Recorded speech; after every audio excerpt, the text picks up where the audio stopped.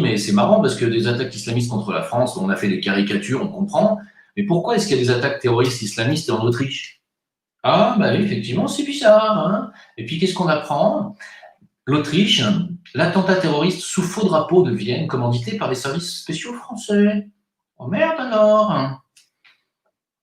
Ça veut dire que c'est la France qui organise les attentats terroristes en Autriche? Ah merde! Selon les informations recueillies, l'opération terroriste de Vienne en Autriche est une opération sous faux drapeau, supervisée cette fois directement par les services spéciaux français, visant à briser l'isolement de Paris sur la scène internationale et renforcer le camp pro-Biden dans la lutte en cours au sommet de l'Empire.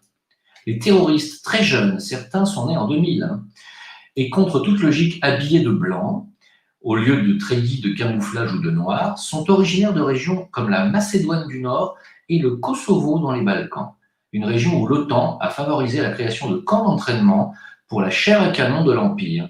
Ah, ils étaient armés de fusils d'assaut Zastava M7 et ne cherchaient même pas à se cacher ni des caméras de surveillance ou encore moins des badauds. Et ensuite, le choix d'une synagogue dans l'ancienne capitale du défunt Empire austro-hongrois démontre que les commanditaires de cet attentat spectacle se sont basés sur un ensemble de références culturelles et symboliques assez orientées. Tiens. Vous savez à quoi ça me fait penser, ça? Tu sais, ça me fait penser à ces profanations de synagogues, de cimetières juifs qui sont faits en réalité par les juifs eux-mêmes.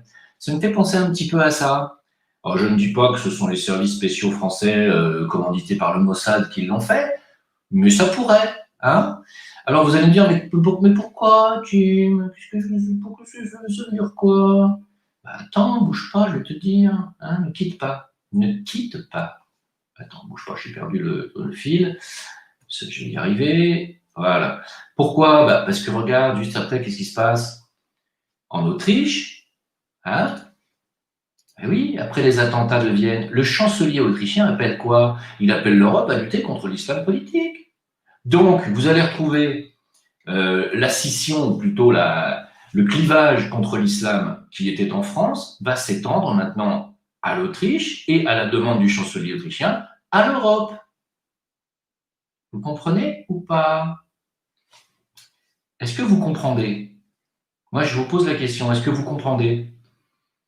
Comment on se sert, encore une fois, de faux attentats pour aller faire la guerre à l'islam et aller commencer à créer le chaos un peu partout. Là où on a fait rentrer par millions des musulmans qui n'ont rien à voir dans les attentats. Voilà, c'est beau, hein? Évidemment, profitez parce que je pense que ce live sera striké par YouTube, hein, je le dis. Là, on parle, et puis il ne restera pas grand-chose. D'ailleurs, je remercie les personnes qui m'ont envoyé mon journal du complotiste numéro 8 qui a été striké sur ma chaîne principale, Jim le Réveilleur. Le journal du complotiste numéro 8 a été supprimé carrément, sans qu'on me demande mon avis. Et donc, on me l'a envoyé. Il y a des gens qui l'avaient enregistré, qui me l'ont envoyé. Merci beaucoup. Je vais le mettre sur BitChute aux archives et vous pourrez aller la regarder, cette vidéo. Évidemment, hein, je tiens encore une fois à dire aux censeurs de YouTube que ça ne sert à rien de supprimer mes vidéos. Je les mettrai ailleurs. Ça ne sert à rien de museler, à rien du tout. Voilà.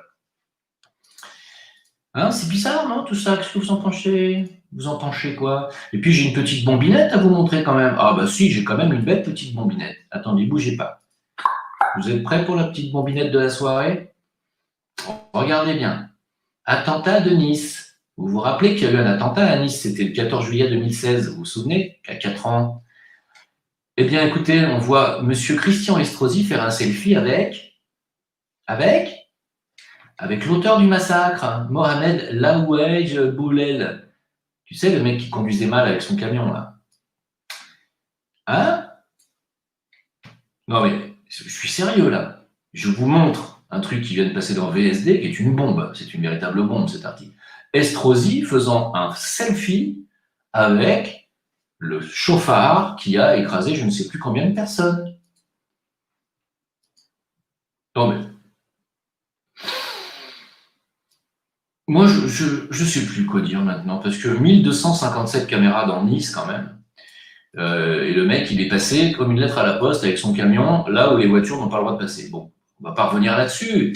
Je dis juste que voilà, je vous ai partagé ça. C'est quand même une belle petite bombinette. Voilà, vous en faites ce que vous voulez. Si vous voulez le lien, je vous mets ça tout de suite sur le chat maintenant. Voilà, et c'est parti. Ça y est, il y est. Bon. Ah, j'ai pas fini. Attends, bouge pas. Attends. J'ai encore des trucs à dire. Alors là, il y a un truc qui est assez marrant. Vous vous rappelez que une semaine après l'écroulement des tours du 11 septembre, ils avaient déjà quasiment ramassé tous les débris. C'est comme quand JFK s'est fait assassiner. Une semaine après, la voiture, la Lincoln, elle était déjà réparée. Ils avaient réparé les trous dans la carrosserie et puis elle était déjà revendue. Alors que c'est une pièce à conviction et c'est absolument invendable. C'est comme les poutres en acier